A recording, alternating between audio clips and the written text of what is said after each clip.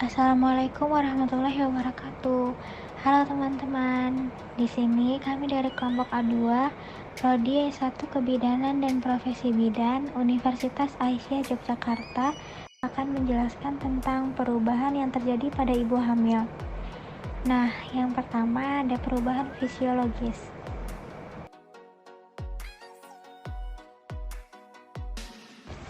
Yang pertama, perubahan pada sistem reproduksi. Ada uterus. Uterus akan membesar pada bulan-bulan pertama di bawah pengaruh hormon estrogen dan progesteron yang kadarnya meningkat.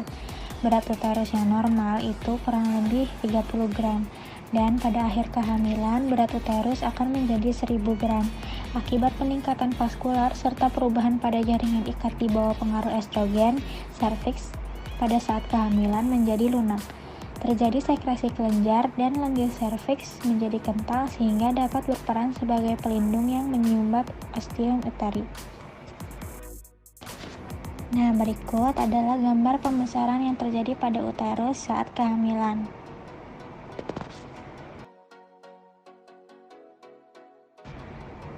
Lalu yang kedua ada vagina dan vulva. Vagina dan vulva mengalami peningkatan pembuluh darah karena pengaruh estrogen, sehingga tampak makin merah dan kebiruan. Warna livid pada vagina dan porsio serviks disebut sebagai tanda Chadwick. Kekenyalan vagina bertambah, artinya daya regang bertambah, dan ini adalah sebagai persiapan untuk persalinan. Yang ketiga ada ovarium. Pada masa kehamilan, ovulasi akan terhenti. Indung telur yang mengandung corpus luteum gravidarum akan meneruskan fungsinya sampai terbentuknya plasenta yang sempurna pada umur 16 minggu yang akan mengambil alih pengeluaran estrogen dan progesteron. Yang keempat ada payudara. Pertumbuhan kelenjar mamae membuat ukuran payudara semakin meningkat. Kadar hormon luteal dan plasenta pada masa hamil meningkatkan profilerasi ductus lactiferus dan jaringan lobulus alveolar. Dari kehamilan 32 minggu sampai anak lahir, cairan yang keluar lebih kental, berwarna kuning dan banyak mengandung lemak. Cairan ini disebut kolostrum. Lalu ada sistem kardiovaskuler. Curah jantung meningkat sebesar 30-50% terutama pada minggu ke-32 kehamilan dan akan menurun sekitar 20% pada minggu ke-40 kehamilan. Oleh karena curah jantung yang meningkat selama kehamilan, maka denyut jantung pada saat istirahat juga naik meningkat, yaitu 80-90 kali per menit, dan dalam kondisi normal yaitu 70 kali per menit. Lalu ada sirkulasi dan tekanan darah. Tekanan darah arteri biasanya menurun ke titik terendah pada minggu ke-24 sampai ke-26 dan meningkat setelahnya. Selama pertengahan pertama masa kehamilan, tekanan sistolik menurun 8 sampai 10 mm Hg. Sementara itu, tekanan diastolik menurun lebih dari tekanan sistolik yaitu sekitar 12 mmHg. Namun, tekanan darah tersebut biasanya akan kembali normal selama trimester ketiga. Sistem endokrin yang esensial terjadi untuk mempertahankan kehamilan dan pertumbuhan normal pada janin. Sistem endokrin pada masa kehamilan mengalami perubahan terutama pada hormon estrogen dan progesteron serta oksitosin dan prolaktin. Hormon prolaktin dan oksitosin pada saat kehamilan aterem sampai masa menyusui akan meningkat, sedangkan kelenjar adrenalin pada kehamilan normal akan mengecil. Hormon prolaktin dan oksitosin berfungsi sebagai perangsang produksi ASI. Sistem pernafasan. Pada kehamilan terjadi perubahan sistem respirasi untuk bisa memenuhi kebutuhan oksigen. Di samping itu terjadi desakan diafragma akibat dorongan rahim yang membesar pada usia kehamilan 32 minggu.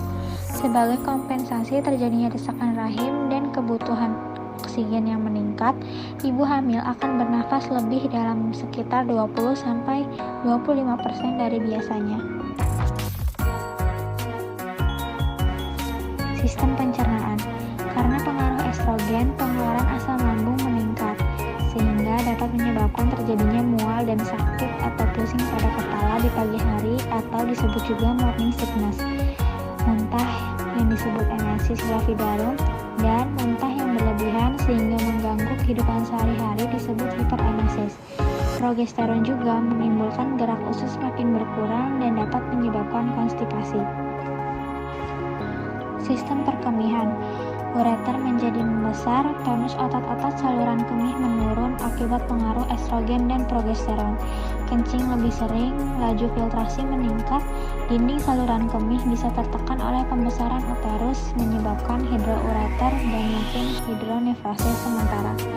Kadar kreatinin, urea, dan asam urat dalam darah mungkin menurun, namun ini dianggap normal.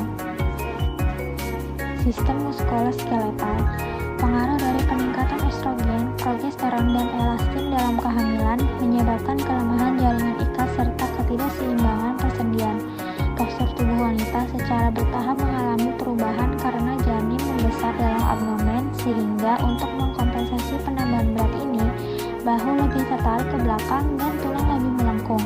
Sendi tulang belakang lebih lentur dan dapat menyebabkan nyeri punggung pada beberapa wanita. Sistem hematologi. Selama kehamilan, beberapa perubahan yang terjadi pada sistem hematologi ibu akan berguna untuk menunjang pertumbuhan dan perkembangan ibu maupun janinnya. Volume total darah ibu hamil akan meningkat mencapai 1.500 sampai dengan 1.600 ml. Jumlah peningkatan ini terdiri dari 1.200 sampai 1.300 ml adalah volume plasma dan 300 sampai 400 adalah volume sel darah merah. Peningkatan volume darah ibu ini dimulai pada minggu ke-6 dan akan mencapai puncaknya pada minggu ke-30 dan 34. Sistem integumen. Pada kulit terjadi perubahan deposit pigmen dan hiperpigmentasi karena pengaruh melanocortin stimulating hormone, lobus anterior, dan pengaruh kelenjar supranalis.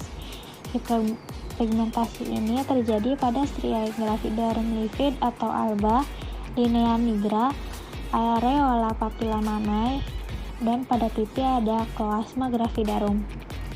Selanjutnya ada perubahan psikologis. Pada trimester pertama, seorang ibu akan selalu mencari tanda-tanda untuk lebih meyakinkan bahwa dirinya memang hamil. Setiap perubahan yang terjadi pada tubuhnya akan selalu diperhatikan dengan seksama. Karena perutnya masih kecil, kehamilan merupakan rahasia seorang ibu yang mungkin diberitahukannya kepada orang lain atau dirahasiakan. Trimester kedua. Pada trimester kedua ini biasanya ibu merasa sehat, tubuh ibu sudah terbiasa dengan kadar hormon yang lebih tinggi, dan rasa tidak nyaman karena hamil sudah berkurang. Perut ibu belum terlalu besar sehingga belum dirasakan sebagai beban. Ibu menerima kehamilannya dan mulai dapat menggunakan energi dan pikirannya secara lebih konstruktif. Pada trimester ini pula, ibu dapat merasakan gerakan bayinya. Banyak ibu yang merasa terlepas dari rasa kecemasan dan rasa tidak nyaman seperti yang dirasakannya pada trimester pertama dan merasakan meningkatnya libido. Trimester ketiga seringkali disebut periode menunggu dan waspada, sebab pada saat itu ibu merasa tidak sabar menunggu kelahiran bayinya. Seorang ibu mungkin mulai merasa takut akan rasa sakit dan bahaya fisik yang akan timbul pada waktu melahirkan. Rasa tidak nyaman akibat kehamilan pada trimester ketiga dan banyak ibu yang merasa dirinya aneh dan jelek. Di samping itu pula, ibu merasa sedih karena akan berpisah dari bayinya dan kehilangan perhatian khusus yang diterima selama hamil. Pada trimester inilah ibu memerlukan keterangan dan dukungan dari suami, keluarga, juga bidan. Sekian penjelasan materi dari kami, semoga bermanfaat ya teman-teman. Wassalamualaikum warahmatullahi wabarakatuh.